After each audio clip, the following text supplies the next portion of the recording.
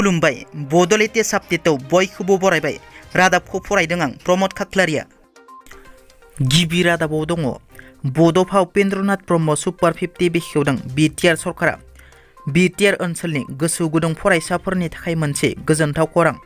Super 50 medical, super 50 engineering, super 50 APSC, super 50 इउपिएससि नि थाखाय बिटिआरनि सोलोंथाइ बिफाना बिटिसिनि सोलोंथाइ बिफाननि डिरेक्टर मावखुलियाव खुंनाय मोनसे खौरांगिरि मेलनि गेजेरजों सोलोंथाइ बिफाननि सेक्रेटारि अमरज्योति बर्मनजों लोगोसे डिरेक्टर जगदीश प्रसाद ब्रह्मआ सुपार 50 कचिंनि फोसावथायखौ फोसावना होयो।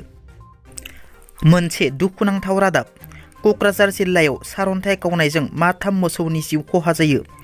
दिनै फुंनि समाव अखा हानायाव सारन्थाइ गावनायनि जाउनाव क'क्राझार जिल्ला दतमा पुलिस थानानि सिङाव थानाय घसकाटा गामिनि थागिबि चन्दन ब्रह्मनि माथाम मोसौनि जिउ खहा जायो।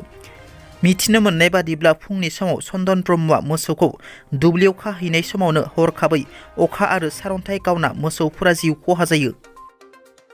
धेमाजि जिल्लानि इउनाइटेड फराम अफ एक्स एनडिपि खौ दाफुंबाय। धेमाजि जिल्लानि सिमेन्ट सापुरिनि माल्टिपार्पस हलाव धेमाजि जिल्लानि सिङाव थानाय गासै एक्स एनडिपि नि मोनब्रै हानजानि गासै सोद्रोमाफोरा जथायै बिटिआर गोरोबथानि गेजेरजों मोननांगौ मोनथायफोरखौ मोनफुंनो थाखाय खौसेथियै जुजिनो थाखाय मिरुनि एक्स एनडिपि नि नुजाथिनायाव इउनाइटेड फराम अफ एक्स एनडिपि आफादखौ दाफुंनानै होनाय जायो।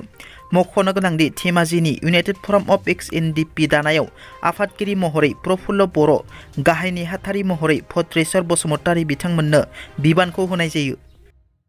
सोलिबाय थानाय आसाम आयेन आफादनि रांबावजा जथुम्मायाव बड'फा उपेन्द्रनाथ ब्रह्मनि सायाव एमएलए अखिल गगैनि बिबुंथि।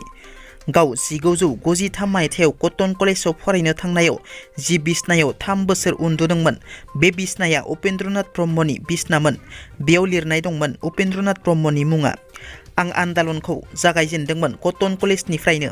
बेबादि समावनो लोगोफ्रा आंखौ जंखायोमोन। उपेन्द्रनाथ ब्रह्मनि बिसनायाव उन्दुनानै बिथाङाबो बेबादिनो आन्दालन खालामखागोन होनना। लोगोसे एमएलए अखिल गगै बिथाङा बिटिआर गोरोबथाखौ मावफुंनांगौनि दाबि दैखांदों। लोगोसे जेलाव थानाय बारग' एनडिपिफोरखौ उदां खालामनांगौनि खावलायदों एमएलए बिथाङा। उदालगुरि जिल्लानि खैराबारि थानानि सिङाव थानाय जालुकबारि उमानन्द गामिनि सनाराम बर' आरो सबालि बर'नि फिसाज्ला सोमखोर बर'आ बर'नि माखासे सावथुनफोरखौ गावनि bdmusic.xyz वेबसाइटआव दाखा जोमै, खिथेर आरो आगर गैयै आर'नाइ सावथुनफोरखौ फोसावनानै लादों। bdmusic.xyz वेबसाइटआव खिथेर, दाखा जोमै आरो आगर गैयै आर'नाइ सावथुनखौ फोसावनानै लानायनि थाखाय मिरु बिसानि दैदेनगिरिजों लोगोसे फेरगाव जिल्ला बिसानि दैदेनगिरिफोरा सोमखोर बर'नि न'आव थांनानै बिमा बिफाजों रायज्लायहैदों आरो सोमखोर बर'खौ थाबैनो फिल्म प्रडिउसारनि सेराव नुजाथिनो खावलायदों, नङाब्ला सोमखोर बर'नि सायाव मिरु बिसाया गोख्रों राहा लानाय जागोनखौ मिथिहोदों मिरु बिसानि गाहाय नेहाथारि गुरु पबित्र बर' बिथाङा। दिनैनि रादाबा एसेनोसै। नोंथांमोना जुदि आंनि रादाबखौ खोनासंनानै मोजां मोनदोंब्ला अन्नानै लाइक, शेयार आरो साबस्क्राइब खालामनो दाबाव। गोजोन्थों।